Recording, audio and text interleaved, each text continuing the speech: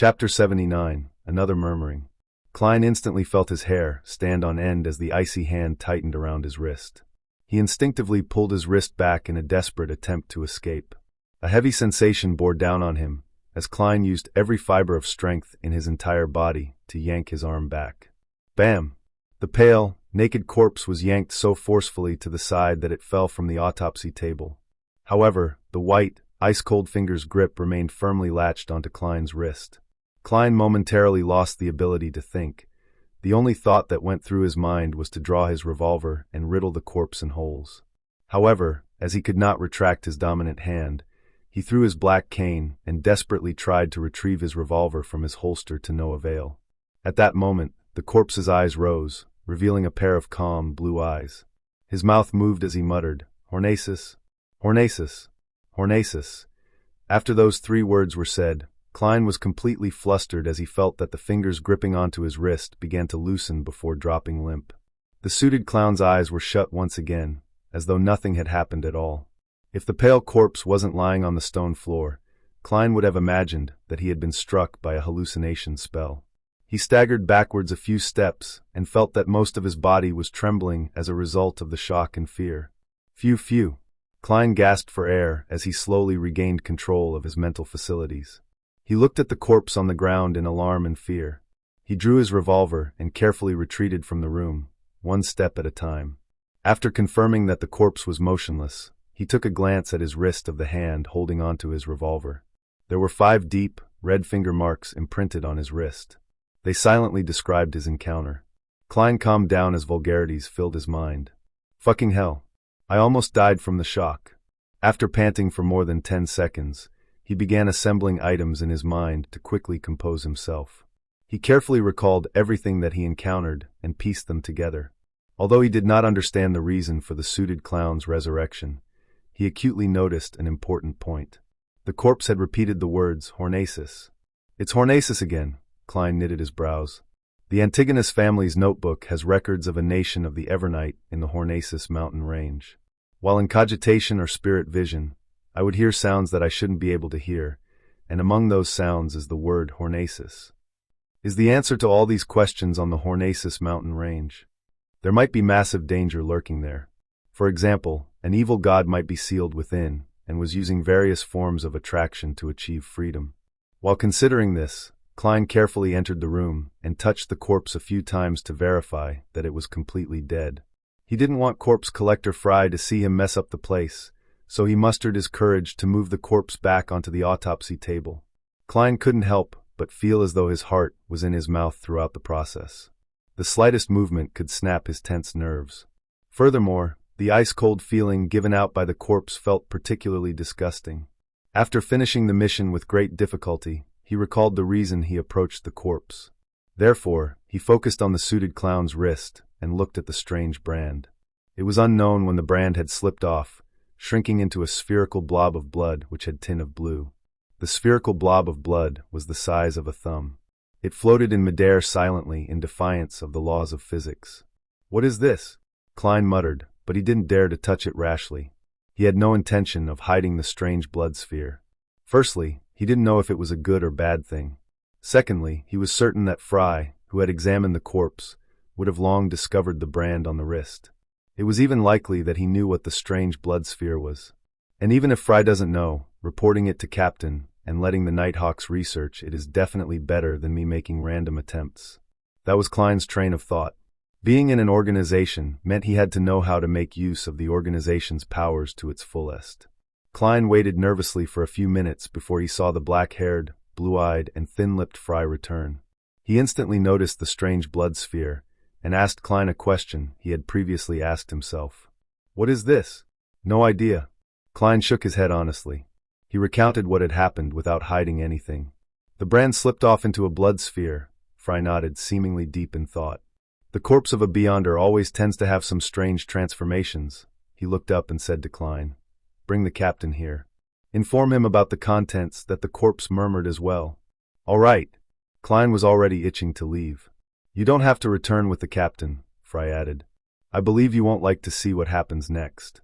As he spoke, he picked up a silver surgical knife beside him.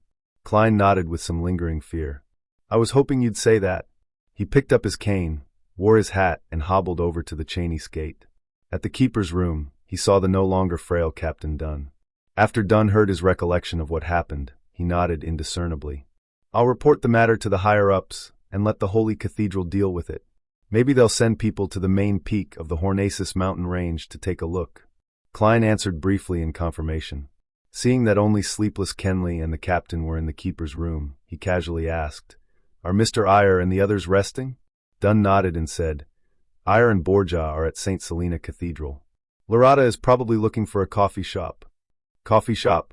Madame Lorata hasn't recovered from her injuries, right? Klein asked in surprise. Dunn massaged his nose bridge and said with a laugh, Lorata has 3 hobbies, coffee, dessert, and maidservants. She says she needs these 3 things to speed up her recovery. Maidservants? Klein asked, perplexed. Does Madame Lorata have a particular fetish? Dunn shook his head helplessly and said, She likes maidservants. Yeah, that's right. Furthermore, she likes ones with big breasts. She sure is weird. Klein had no idea what kind of expression he should show in response. Dunn didn't delay any further as he headed out the keeper's room. As Klein watched his back, he silently waited for him to turn. Meanwhile, he noticed at the corner of his eye that sleepless Kenley had fished out his pocket watch and opened it. 3, 2, 1. The moment Klein finished counting down silently, Dunn stopped and turned around. Another thing I forgot. Klein, you went through a lot today. Once you relax, you'll feel exhausted. There's no need for you to be here in the afternoon. Go back and get some rest.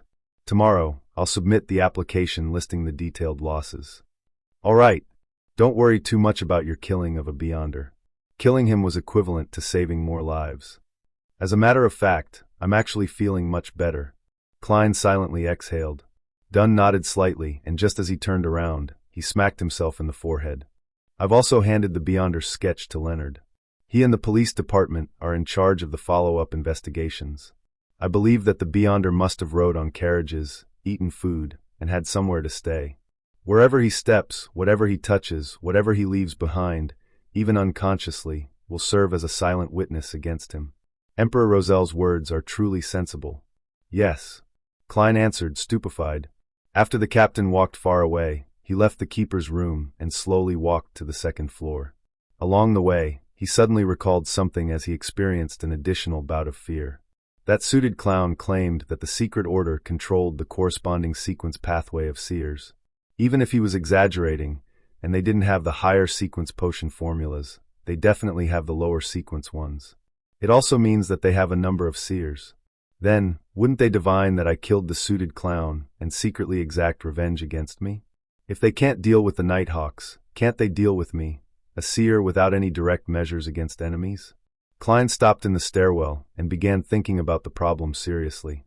Soon, he discovered that he was worrying over nothing. Firstly, the secret order doesn't know who are members of the Nighthawks.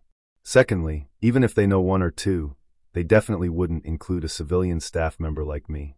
Thirdly, under the present circumstances, unless they have a prophet, there's no way they can divine who the murderer is.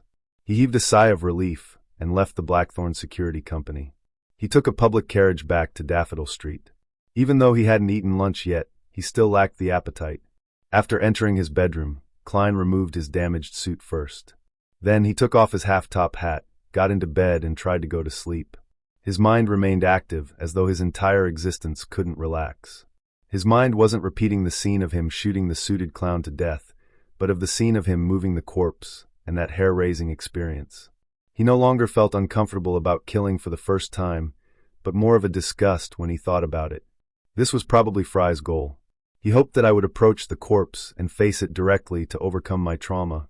But even though the trauma from before is gone, I've been traumatized by something new. Klein gave a self-deprecating laugh as he gradually felt his nerves calm down. He had no idea when he dozed off, but when he woke up, his stomach was groaning in protest. I feel like I can eat an entire horse, Klein muttered as he looked at the sun setting in the west as though the sky was alit. Changing into old but comfortable casual clothes, he briskly walked to the 1st floor. Before he could consider what to make for dinner, he heard the door open. Melissa.